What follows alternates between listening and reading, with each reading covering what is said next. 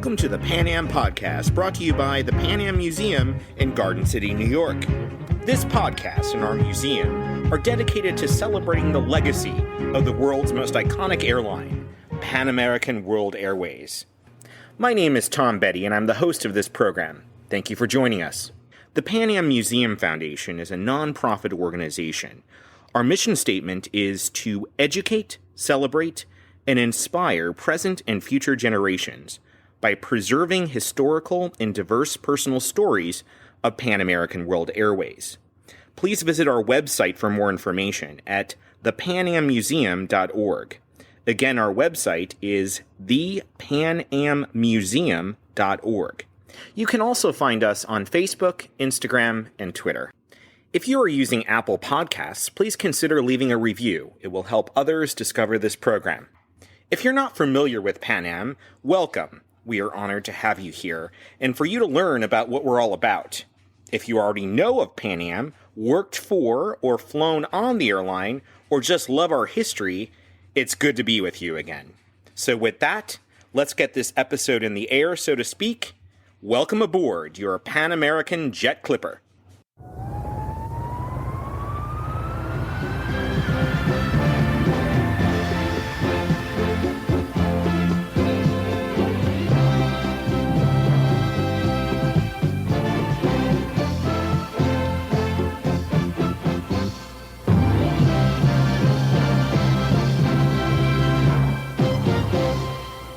In this episode, we'll be exploring the founding of Pan Am and the early years of the airline.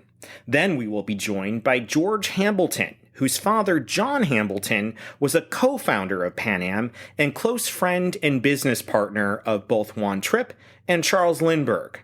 Like his father, George also worked for Pan Am, having been sent on special assignment by Juan Trippe to Moscow at the height of the Cold War in the 1960s.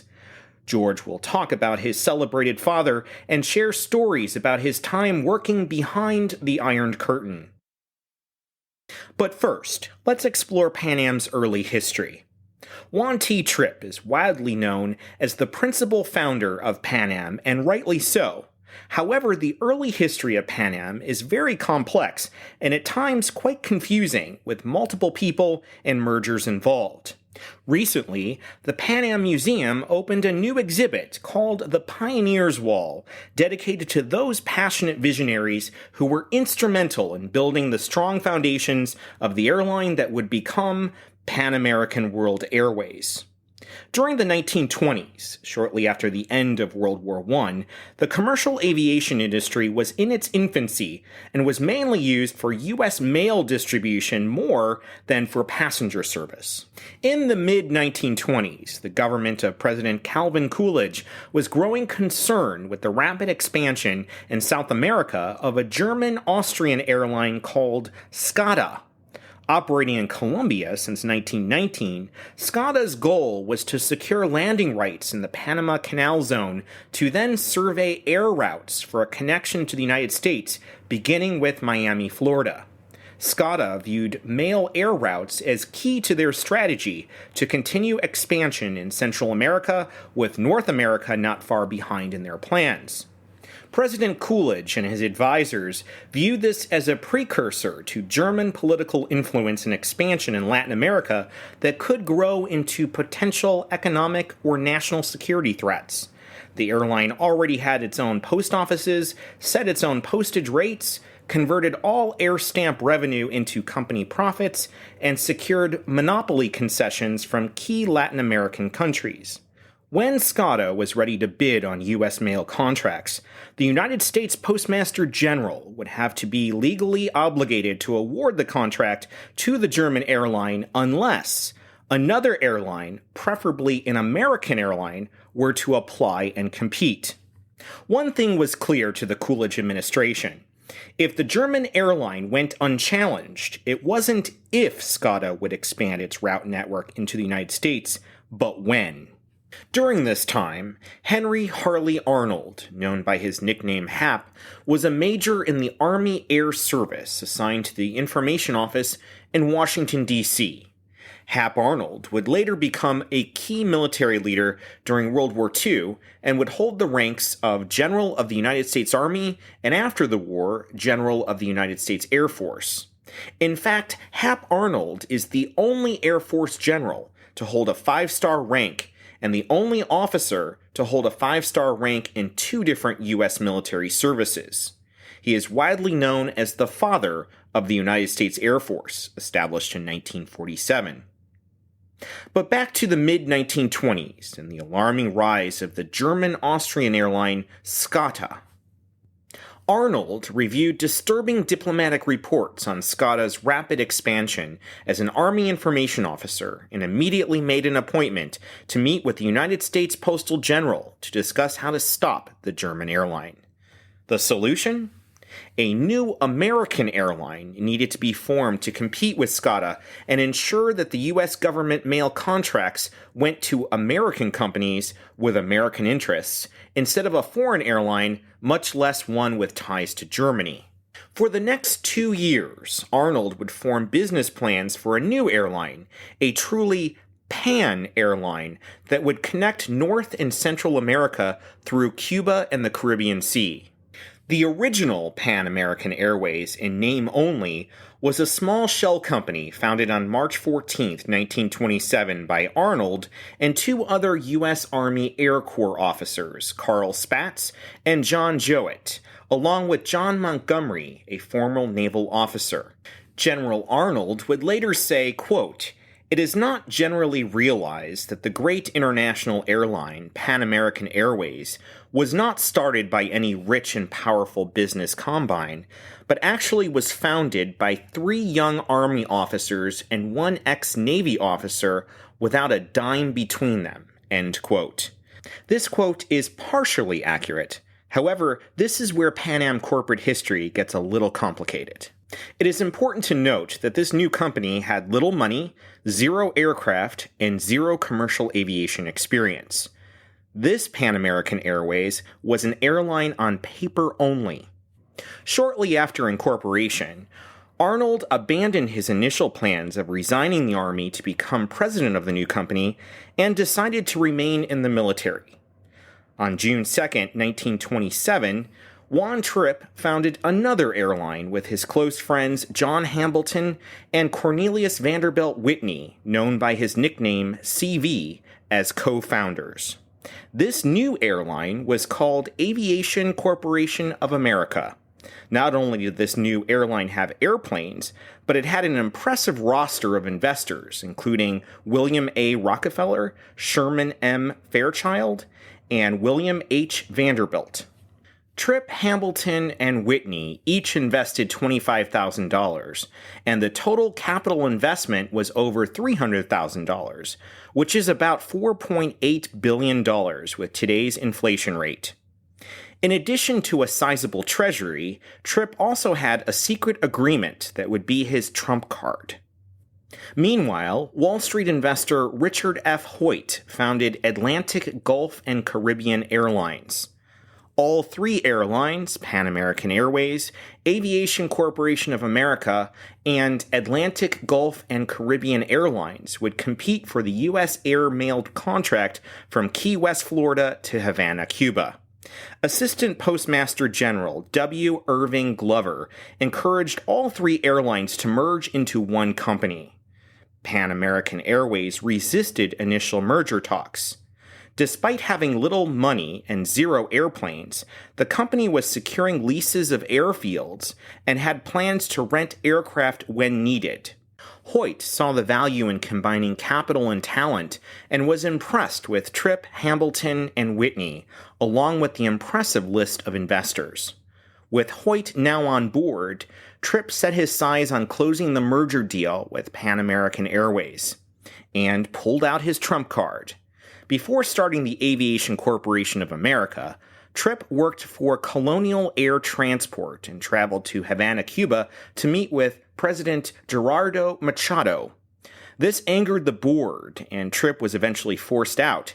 However, Trippe did secure landing rights in Cuba directly from President Machado. Trippe's now former employer, Colonial, saw no value in the Cuban landing rights and he kept them and then transferred to his new company.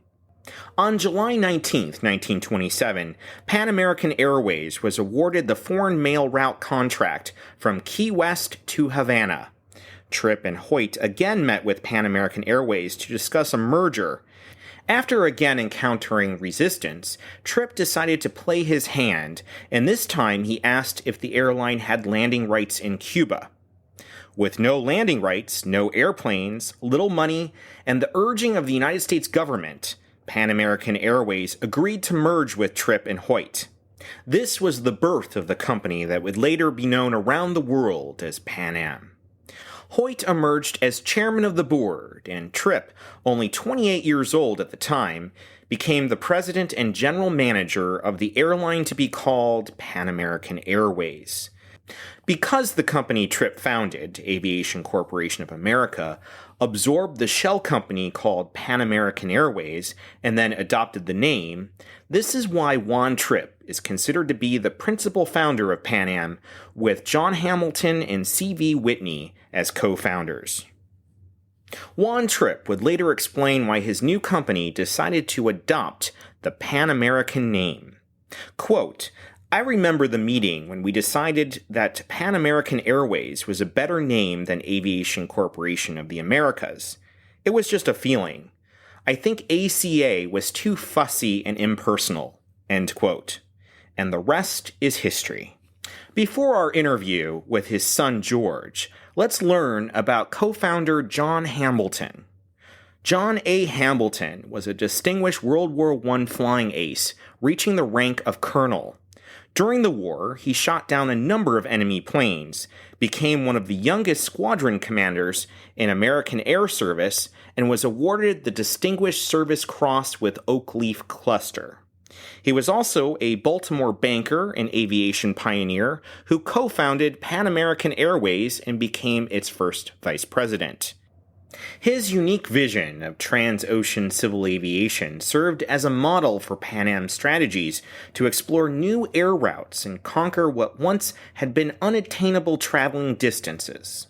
As a partner to Trippe, he joined the pioneering spirit for what could be and helped to accomplish what had seemed impossible. Tragically, at age 30, John Hambleton died in a plane crash on an airfield in North Carolina. Ironically, he was a passenger, breaking his own rule not to let other people fly him. He wanted to get home as soon as possible to see his wife, so this time he made a fateful exception. Among the people watching from the ground was wife Margaret, who rushed to the crash site to embrace her husband's body. Margaret was pregnant with their son George, who unfortunately never had the opportunity to meet his father. The headline of the Washington Post on June 19, 1929 read, "Pan American Airways Chief Dead in Crash," with a subheading of "Lieutenant Colonel Hambleton and 2 guests die in North Carolina. Accident witnessed by wife of banker friend of Lindbergh, was war flyer and noted in air circles."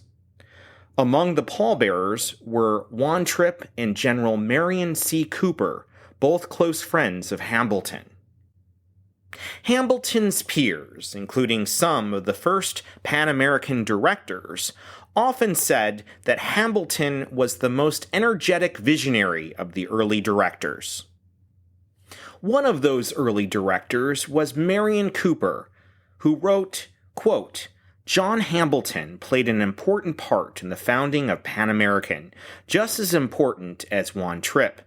Juan Trippe was the original president, and John Hambleton the original first vice president. John Hambleton was a director from its very foundation until his death in an air crash on June 8, 1929. End quote.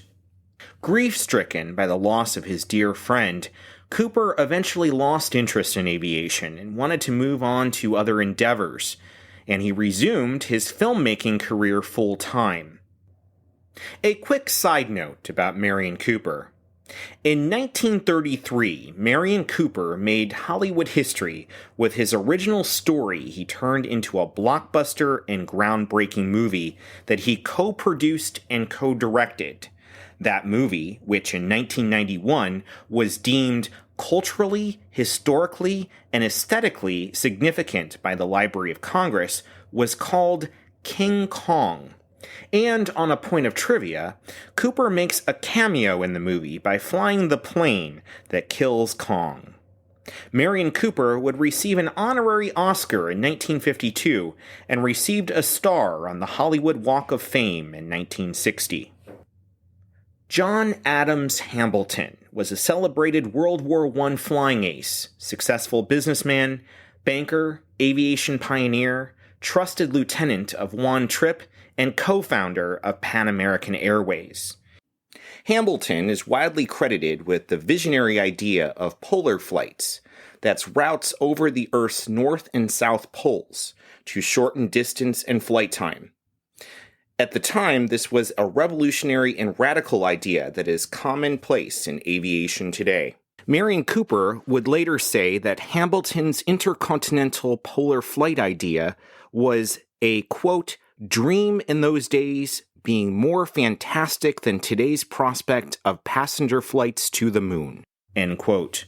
His early contribution to commercial aviation is notable, and it is with great pleasure that he is recognized on our Pioneers Wall exhibit at the Pan Am Museum. Now on to our interview with his son, George Hambleton.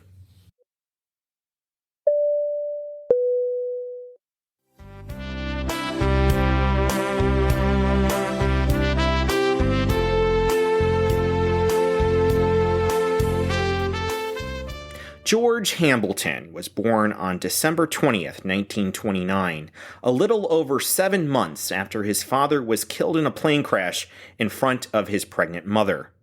He followed in his father's footsteps and attended St. Paul's School, and then went on to graduate from Princeton University in 1952, where he learned to speak Russian and studied Eastern European history. George then joined the U.S. Army and served as a helicopter pilot in the Korean War until the summer of 1955. He served with distinction and was awarded the Bronze Star.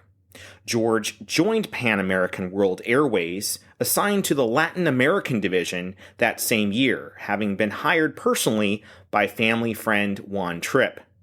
After about 12 years with the Latin American division, George was handpicked again by Mr. Trippe to be the new official representative of Pan Am to the Soviet Union.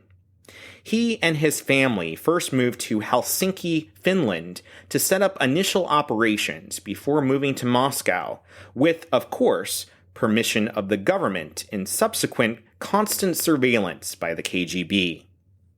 George became the very first American businessman accredited to live full-time in Moscow during the Cold War. In 1970, he and his wife decided that their children should grow up in the United States and moved to a farm in New Jersey. George became the director of international affairs for Pan Am based in Washington, D.C., and flew his own plane to commute to work. He was loaned by Pan Am in 1976 to New York Airways, ironically the same company where his father served as president in 1929. In 1980, George left Pan Am to become executive director of Project Orbis, a nonprofit dedicated to saving sight around the globe, and operated the first flying eye hospital on a DC-8.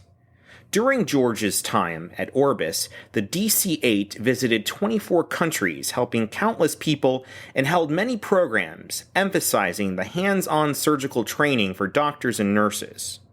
In 1983, George joined the Reagan administration as Deputy Assistant Secretary of Commerce and Deputy Director of the U.S. Commercial Service, managing trade and exports, along with overseas trade missions and trade fairs. After the Reagan administration, he joined Management International Incorporated in Westport, Connecticut, as a senior vice president until his retirement in 2001. He was a skilled private pilot and avid fly fisherman. He currently serves on the board of the College of the Atlantic in Bar Harbor, Maine, and resides in Charleston, South Carolina. Welcome to the Pan Am Podcast. It's an honor to have you on the program, sir. Well, I'm very honored to be on the Pan Am podcast. Thank you very much. Let's start with the Hambleton family. Tell us about your parents and your childhood. Well, my father was very instrumental in the beginning of Pan Am. He was a great friend of Mr. Trippe's, and he and Mr. Trippe and Sonny Whitney were the three who got it going originally. I know your father died before you were born, and you never had a chance to meet him, but can you tell us more about your father? Well, John Hambleton had a fantastic record in World War I as a fighter pilot, and he was a great visionary about what the airplane could do and that it could cross the Atlantic and cross the Pacific. And when many people thought of it as just a fancy toy, but not a commercial possibility. Everybody told me that John Hambleton was a very modest man. I try very hard to emulate that, but I don't often make it. So I'm told that he really was the driving force in getting Pan Am started. So I'm obviously very proud of him. He and Charles Lindbergh flew the first international airmail to Panama back in the late 20s.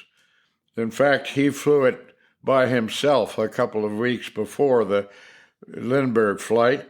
Lindbergh was his good friend, but that was the first Pan Am international airmail trip that was flown. Let's talk about that fateful day when your mother was at the airfield and your father's aircraft crashed in front of her while she was pregnant with you. Did she ever talk about what happened? She didn't talk about it very much. Obviously, it was a tremendous blow to her and to many people who didn't think John Hambleton could crash an airplane. Thank you for sharing that. Tell us about your childhood. Yes, I grew up. My mother remarried my godfather, so he became my stepfather, George Carey, and he was a great guy who had been overseas. He'd been a white hunter in Africa, and then he joined the Air Force Intelligence, and later the original CIG, which preceded the CIA, and he was in that for the rest of his days. Did your family continue to keep in touch with the Trippe family while you were growing up? Yes, I did indeed. Charlie Trippe was a great friend. Unfortunately, he has left us, but he worked for Pan Am for a while, and I knew him very well, and I knew Eddie very well. So I did stay in touch with them. Mr. Trippe was a great friend of my father's, and he treated me very well. He sent me through the Harvard Business School, so I liked him very much. Your mother had a special pass on Pan Am from Mr. Trippe. Did you and your family fly often? Yes, I did. Of course, it was having a pass on Pan Am was a great asset, and we would travel frequently in both directions, across the Atlantic and across the Pacific. Tell us about your life after college. My professional life was after Princeton. I went into the military and was in the Korean War. I flew the commanding general of the 24th Division in Korea, and then came out and was offered a job with the helicopter company, New York Airways. somebody said, well, why don't you go to see Mr. Trippe and get his advice? He was a good friend of your father's. And so I did get an appointment to go see Mr. Trippe and had a nice interview. And the next thing I knew, I was on his private airplane on my way to Miami to work for the Latin American division of Pan Am. So I think very highly of Mr. Trippe. What was the Latin American division of Pan Am like? Well, it was very interesting. They sent me to Panama, and that was a very key place. We had the longest overland flight in our system from Los Angeles to Panama. We had the milk run through Central America from Houston, and we had the express Panagra flights from New York and Miami to Latin America. So Panama was certainly a key post for the Latin American division. The express flights to El Pacifico and El Presidente, the Panagra flights from New York and Miami, left New York at a civilized hour, arrived Buenos Aires at a civilized hour, but came through Panama at 2 and 3 o'clock in the morning. So I worked the night shift for a couple of years in Panama. Very interesting period. Any memorable stories that you'd like to share about your time in the Latin American division? Well, it was, and there were many interesting occurrences that happened while I was there. For example, one night or early morning, we had gotten El Pacifico through, and I was minding my own business in the Pan Am office. The telephone rang. It was the control tower. They said there was a DC-3 over Colombia that was having engine trouble, and he wanted to know if he could land in Panama and would Pan American fix his engine for him. And I said, well, tell him to come on in and we'll see what it's all about. And this beat-up DC-3 came in that was President Stroessner's airplane. And it taxied up to the terminal building on one engine. The door opened and out stepped Juan Perón, who was fleeing Argentina in President Stroessner's airplane.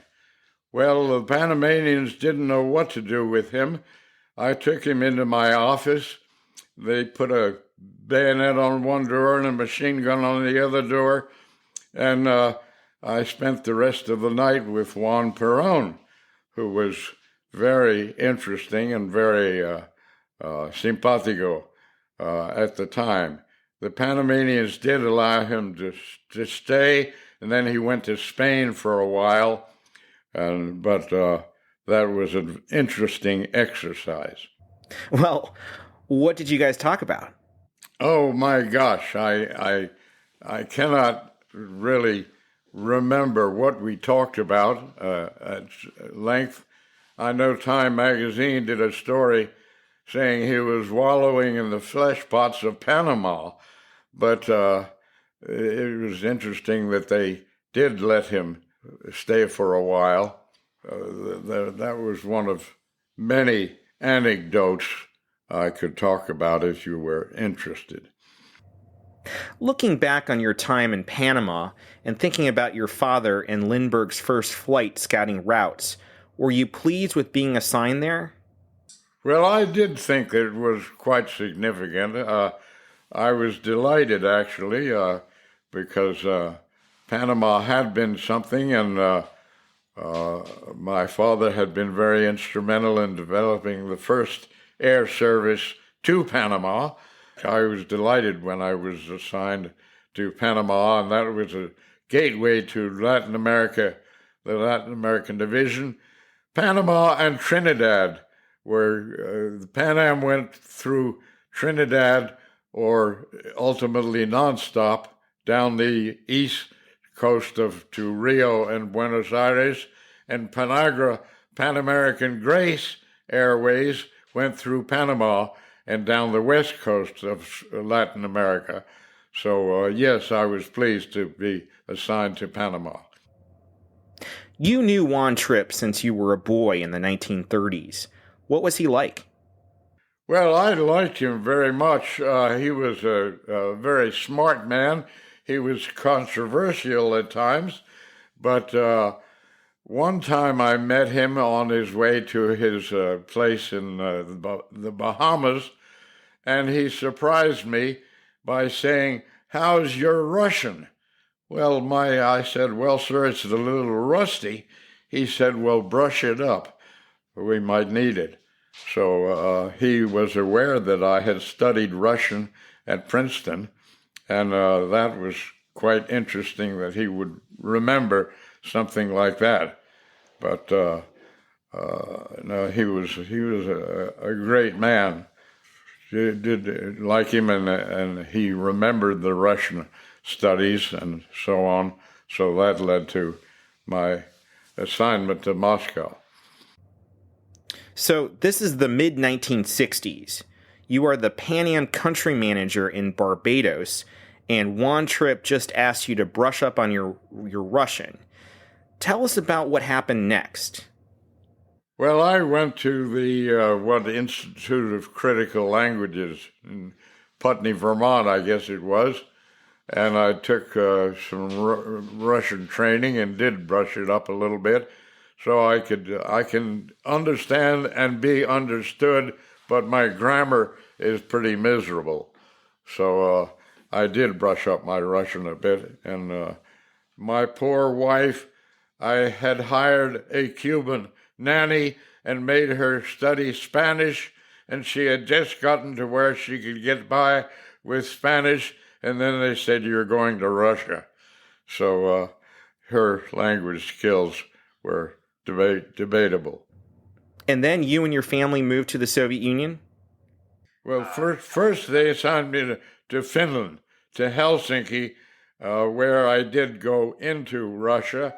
And in fact, I did go into Russia not for Pan Am, but for intercontinental hotels. Mr. Trippe wanted to have a hotel in Moscow. He said, "Don't tell anyone that it's about the hotels that you're going into Moscow. Don't even tell your own boss," who said, "Why are you going into Moscow so much?" But anyway, Mr. Trippe was a pretty visionary man, and he wanted to get a hotel in Russia at that time. So at first you were stationed in Finland. Were you driving into Moscow, or did you fly? At that time, I was flying in. The driving in is a whole nother story. So you were on a special mission directly from Juan Trippe to secretly lay the groundwork to build a hotel in Moscow. And no one knew anything about it, but the two of you? That's correct. He said he wanted to build it jointly with Aeroflot. And so I approached Marshal Loginov about this, and he was very interested, but nothing ever came of it. We developed very good relations with Marshal Loginov.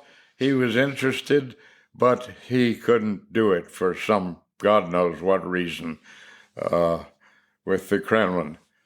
With the driving in, I did when I was in Moscow. I flew out to Helsinki to get a maintenance vehicle to drive it in for Pan Am.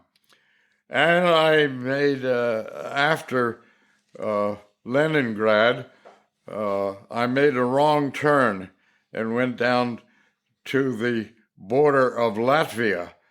You said Latvia. Did you mean Estonia? That's correct. On an unapproved, I left my approved marsh route, which is a crime in Russia, and it was very cold, blizzard, and I went through 2 or 3 Russian checkpoints where they were in by the fire instead of out by the highway, and my white maintenance vehicle with the big blue ball on the side got through checkpoints, and I finally got stopped down near the border, and they pulled me in and sort of browbeat me for a long time, made me sign a confession that I had left my approved march route.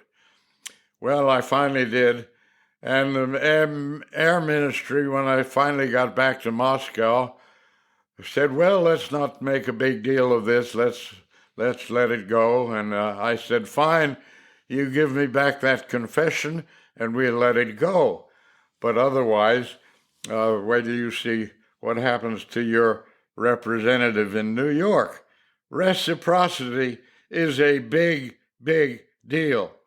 And the Aeroflot manager in New York, I was told, was invited to go fishing with some Pan Am friends, and he was not supposed to go outside the 3-mile limit. But the fishing boat did go outside the 3-mile limit, and the Coast Guard picked up that boat that day for a routine check, and they got a confession from the Aeroflot manager that he had gone outside of the 3-mile limit. So we had his confession, they had my confession, and we were pretty even. Now that's a great story.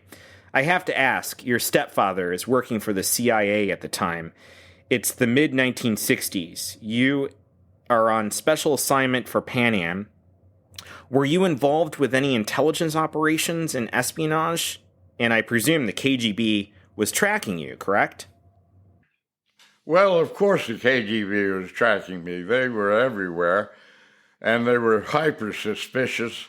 I was the only American businessman accredited to live in the Soviet Union at that time, they told me, or live in Moscow. But I was not on the CIA payroll. Yes, my stepfather was involved, and the Russians gave me a hard time about a cousin who was in intelligence, but I believe, and maybe I'm naive, but I believe they never connected me with my stepfather. Is that a possibility? Who knows? I think they didn't get it together correctly. We had a maid who must have been a colonel in the KGB. She had been the ambassador's maid, and they don't waste their high-ranking maids, but they were so damn suspicious of what the hell I was up to. And my late wife, Janet, was an English girl, and she would go out to London every now and then from Moscow. And when she went to England, she would buy a present for our maid. And when she got back to our apartment, she would start to give the maid the present. And the maid would go, no, shh, be quiet. The apartment is bugged. So anyway, that was interesting. A very strong communist who would say, shh. We knew it was happening. We had two people who were high KGB people, I'm sure. Our maid and a woman in the office who was very good. I wanted to bring her back to America. She was so good, but she must have been another colonel in the KGB. And these were part of the cracks in the Kremlin wall to get reactions from those people on occasion. How did you communicate with Juan Trippe on your progress? Did he ever visit Moscow? Oh, well, I did see him from time to time. As I say, he was always very nice to me, and so I did like him, and I did develop good relations with Marshal Loginov. So when Mr. Trippe brought the board of directors, you know, this is a strange thing about Pan Am. They have a directors meeting somewhere in the world, and they put the entire board on the same airplane as a vote of confidence in Pan Am. Well, they brought the board to Moscow, and Mr. Trippe came with him, and that's when I arranged the meeting with Marshal Loganoff, that he told Marshal Loganoff about the supersonic abandonment. Please tell us more about this meeting. It was just Juan Trippe, me, and an interpreter in Moscow. When Juan Trippe told Marshal Loganoff, the head of Russian civil aviation, that Pan Am had abandoned the supersonic airplane. That had not been announced to the press yet. Nobody knew about it. And Marshal Loganoff was visibly shaken because the Russians had put all their efforts into the Tupolev 144 supersonic. And suddenly he realized if Pan Am had abandoned the supersonic, it must be a mistake. Pan Am had gone to the wide body, so suddenly all the Tupolev employees were out of work because Russia had to abandon its major supersonic program and instead go to a wide body. So that was a very significant meeting, I thought. The Marshal Loganoff was stunned, visibly, because he had put all his effort into their copy of the Concorde. We called it the Concordsky.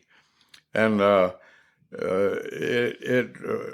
I told them if their Russian version of the Concorde was better than the English-French version, maybe Pan Am would be interested in it.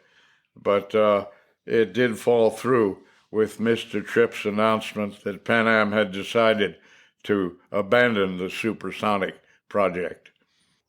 We're going to take a short break with a commercial from the late 1960s.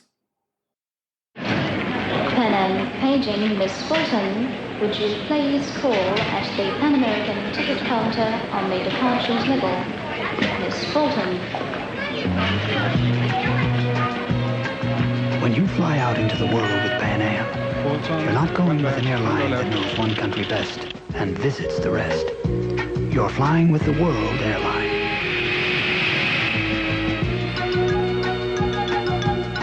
In over 40 years, we've got to know the world pretty well.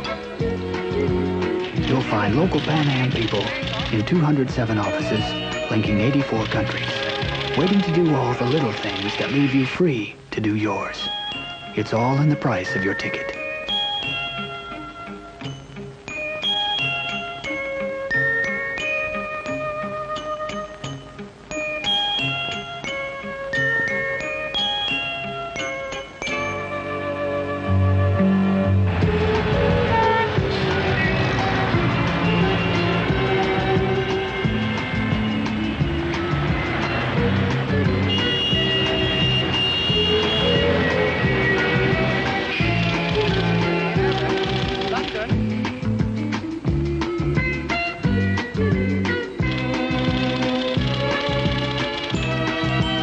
That's why the World Airline can make the world of difference to your trip.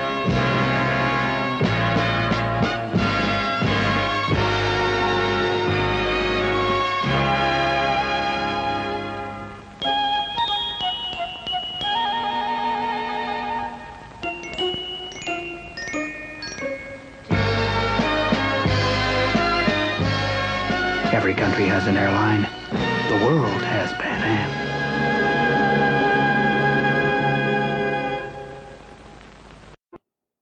Welcome back to our interview with George Hambleton, son of Pan Am co-founder John Hambleton.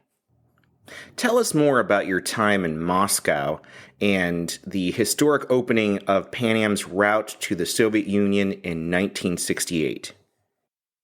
There were a couple of things I should mention, I guess. One, I think somebody in the Kremlin wanted the air agreement to work.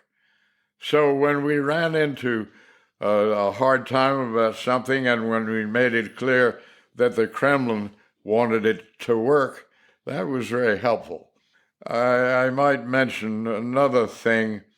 We had in our air agreement a paragraph that said Pan Am could distribute advertising material in Russia, and Russia could distribute advertising material in America. Well, you say, why? What, the Russians can't travel? Why are we distributing advertisement? Well, that was our greatest secret weapon. In those days, in the Cold War, there was very little color printing in Russia. There was faded black, faded red, faded blue, but very little beautiful color printing. The Pan Am calendar had big feature pictures of destinations around the world, and this was advertising material.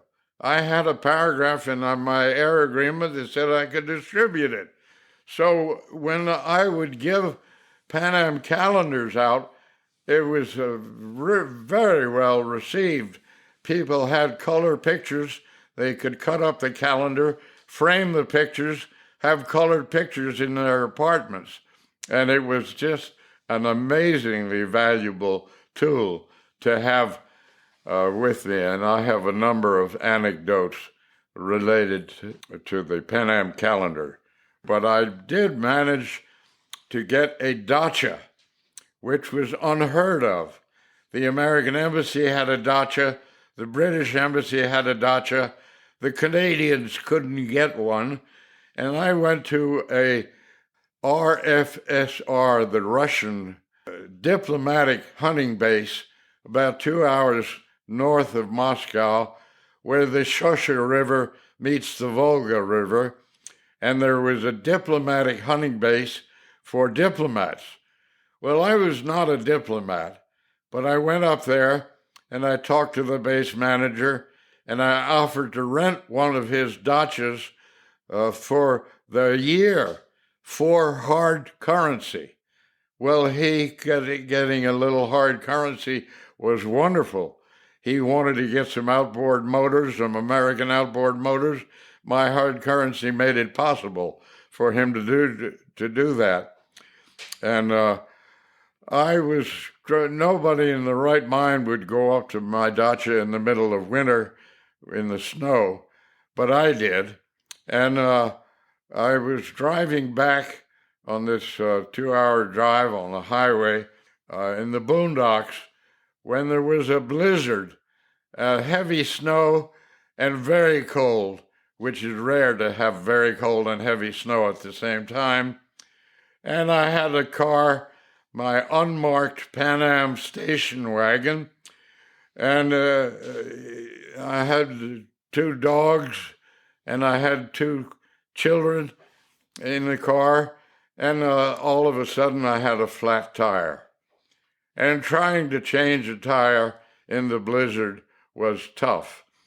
And I was trying to change the tire and keep the kids and the dogs in the car, and suddenly through the thick snow, 2 headlights appeared, and it was a militia truck, a police truck. And these 2 big policemen in their heavy overcoats and fur hats got out and walked through the snow, and they said, "Amerikansky Aviakompania, American Aviation Company." And I said, "Well, yes, I am." I said, "How did you know?" And they said, "Last year, you gave me a Pan Am calendar for my checkpoint." So they helped me change the tire. That was an unusual story, I thought, for the Russian policeman helping me change the tire. That I had the only snowmobile in Russia. The Russians had never had a snowmobile, and I got the outboard marine dealer in Helsinki to sell me a snowmobile at his cost if I would photograph it in front of the Kremlin for his advertising. Well, that we did, and we brought it in and photographed it in front of the Kremlin, and I took it up to my dacha and would tow Janet on skis behind my snowmobile. The Volga would freeze up where the Shosha River met the Volga, and we could go on the river, and they could see where we had been, but they couldn't follow us in their motorcycles or whatnot. They could find out later. Now, this was all very sort of suspicious, because Dubna was across the river, across the Volga from where my dacha was. Dubna was their atomic research center, and that was just across the river, so they didn't like me running back and forth on the river. Now, who would have thought that full-color Pan Am calendars would be such a valuable diplomatic tool? Any other stories you'd like to share about them? Well, the head of the State Bank for Foreign Trade in Moscow was a big room with many, many desks and people sitting at desks, and this big woman was sitting up on a stage at the end of the room, and she had a picture of Lenin behind her desk, and I gave her a Pan Am calendar, and she took down the picture of Lenin and put the American Aviation Company up behind her, and the officials of the bank were upset with this, and she said, well, you give me something better and I'll put it up. But until you give me something better, the Pan Am calendar stays up there. So that was an interesting little side story. Great story. The Soviets had restrictions on pretty much everything and banned you from any kind of advertising. How did you get around that to promote Pan Am in Moscow? We had stuff on the inside of the glass. My office was on the corner of the second story of the Metropole Hotel, diagonally across from the Bolshoi Ballet in the center of Moscow. And Moscow city rules, the city officials didn't know much about the airlines, but the city rules at that time did not allow any advertising on the outside of a building. It is on the outside now, but in those days, in the Cold War, they didn't have it. So I had a sign made up in England, an electric sign with big Pan Am blue ball and the exact dimension of my bay windows. And I put it up inside the bay windows on that corner of the Metropole Hotel, so everybody going to the ballet could see Pan Am signs on the inside of the bay windows. And we had quite a discussion about that. And we finally said, well, if you allow us to keep our Pan Am signs up on the inside of the building, we will allow Aeroflot to have an advertising sign in New York. Well, the city officials in Moscow didn't know much about that, but they could understand reciprocity. Ha! That's hilarious. Tell us about the food. How was the Russian food? Well, the best restaurants were all pretty much the same. The only good food was the Chinese restaurant, but most of them pretty set menu, and it was okay. It was adequate, but it wasn't all that gourmet. So you had 2 children and your wife living with you in Moscow during your assignment, correct? That's correct. But my wife, like most of the foreigners, went out to London to produce my youngest son. The medical facilities in Moscow were pretty primitive, except for the Kremlin. The Kremlin had an advanced hospital, but most of the hospitals were pretty desolate. So if you were smart, you would go out to London to produce an Englishman who could be drafted into the English army, but not into the Russian army. I had an avoyska. I was not allowed to use the embassy commissary because I was not a diplomat. but I did find ways to occasionally use the embassy commissary, and that was very helpful. They had plenty of good food, but otherwise I had an avoyska. Avoyska is a little plastic bag. Avoyska means perhaps. Perhaps you will find something to buy to put in your avoyska. So you could go to the Russian markets and take a chance.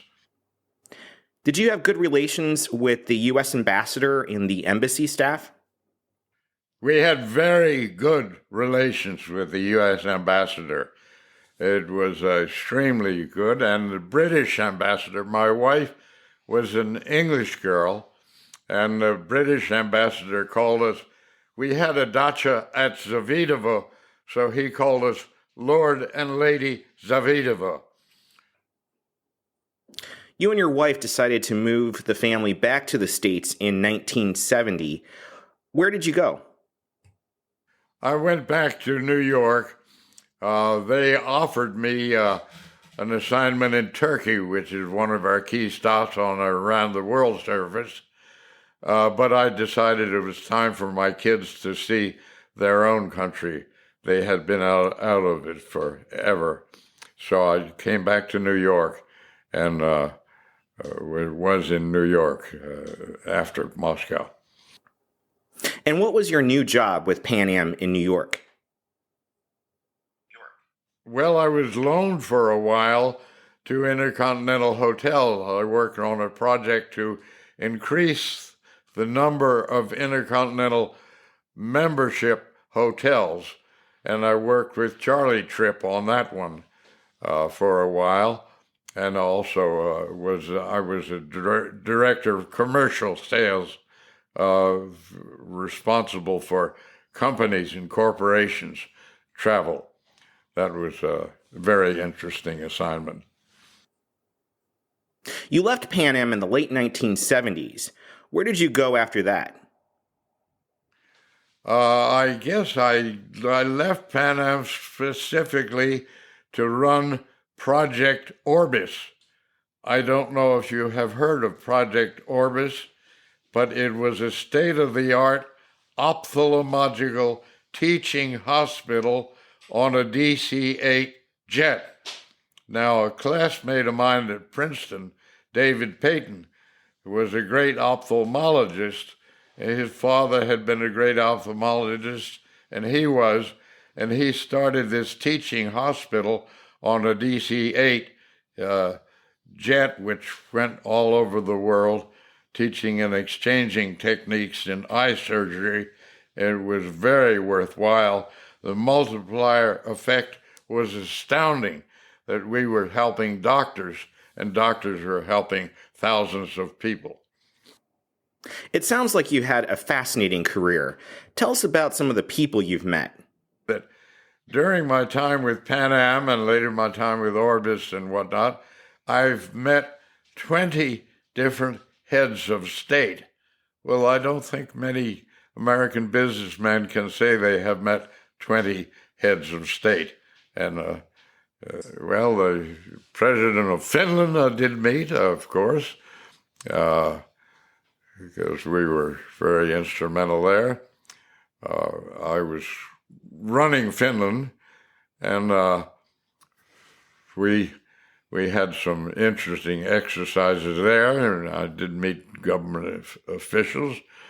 And I guess in Latin America, I did meet most of the Latin American heads of state because they all came to Panama for a meeting, a conference, and Pan American was designated the airline to handle all their flights.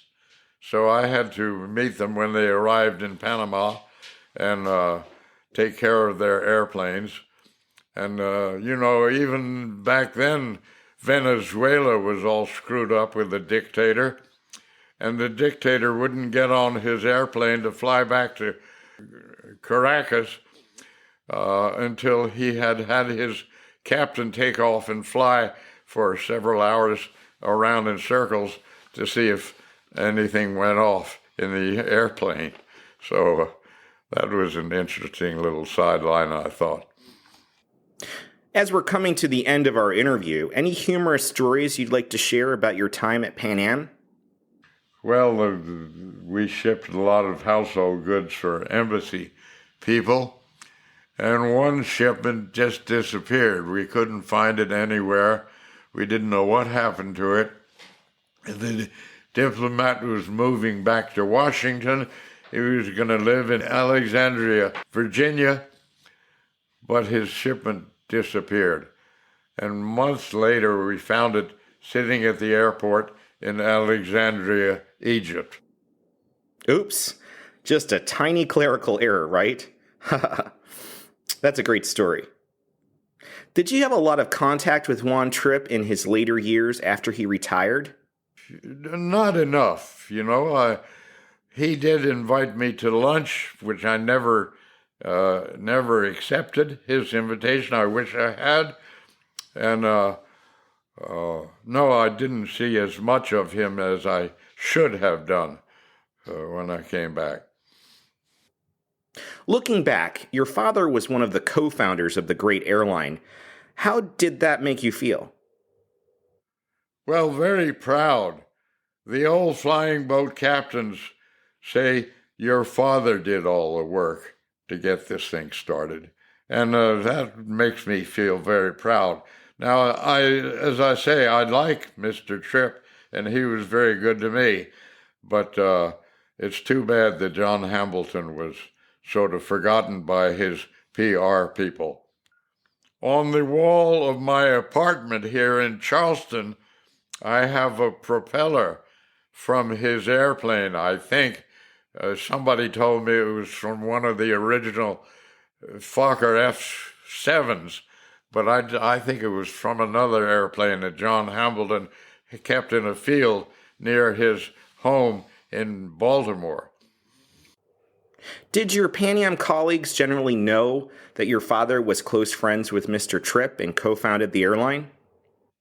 Well, it was very interesting. I of course, didn't mention my legacy to people in Pan Am. I tried to emulate, as I said earlier, my father, who was very modest.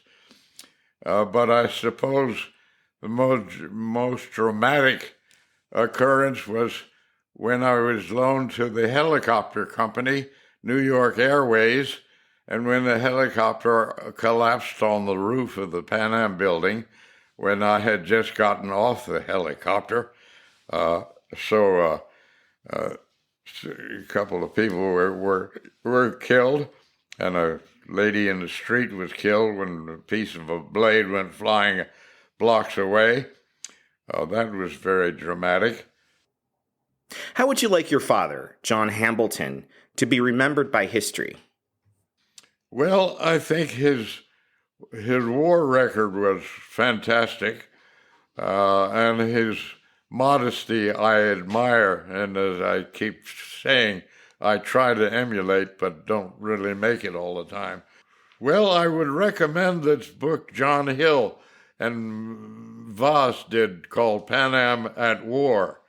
I would recommend somebody read that. They have a chapter in there about John Hambleton, I guess. It's quite good.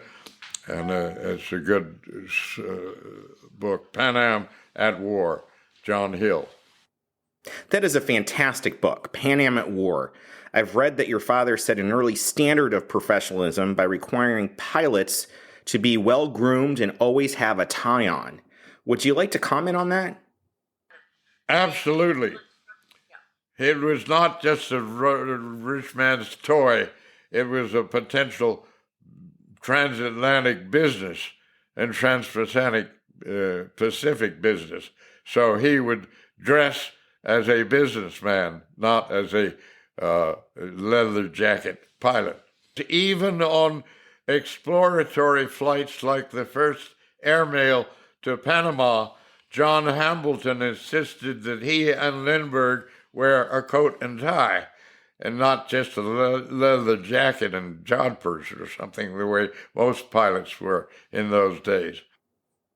Here we are, more than 30 years since Pan Am went out of business, and the public's attention is still captivated by this airline.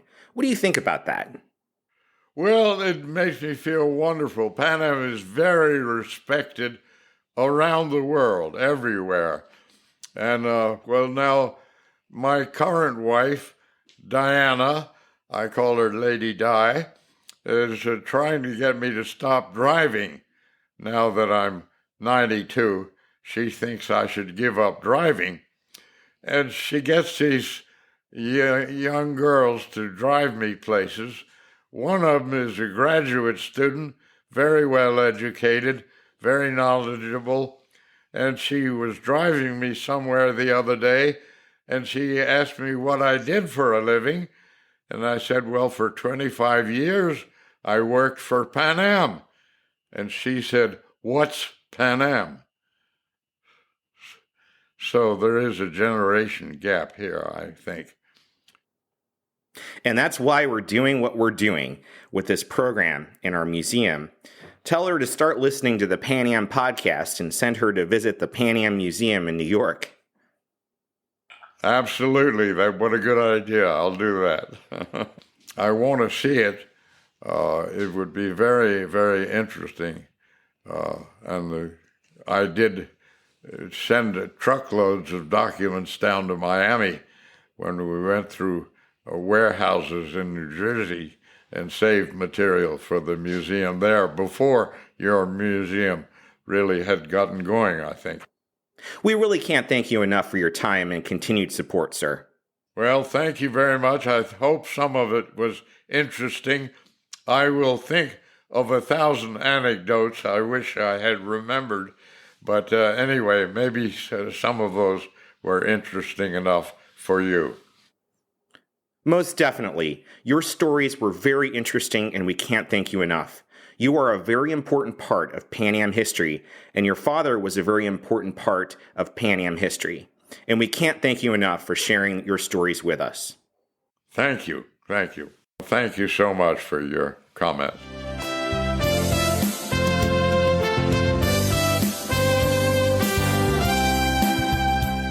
Pan Am was a pioneer in air travel and still stands as one of the most iconic and innovative airlines in aviation history. That legacy lives on at the Pan Am Museum in Garden City, New York, where you can explore the rich history of the aircrafts and individuals at the heart of the company known as the world's most experienced airline. For more information about the Pan Am Museum, check out our website at www.thepanammuseum.org. You can also find us on Facebook, Twitter, and Instagram. As was once a tagline in one of our commercials, we would greatly appreciate your support to help the Pan Am Museum continue making the going great. You can also support the museum by shopping on our online store for all things Pan Am, accessories, apparel, jewelry, books, models, and posters. We want to hear from you. If you have a question for us or want to share your story, our email address is podcast@thepanammuseum.org. And with that, we're going to close out this episode with a Pan Am song by Steve Allen. As flight crews once said to passengers departing for their destinations around the world, "Thank you for flying, Pan Am."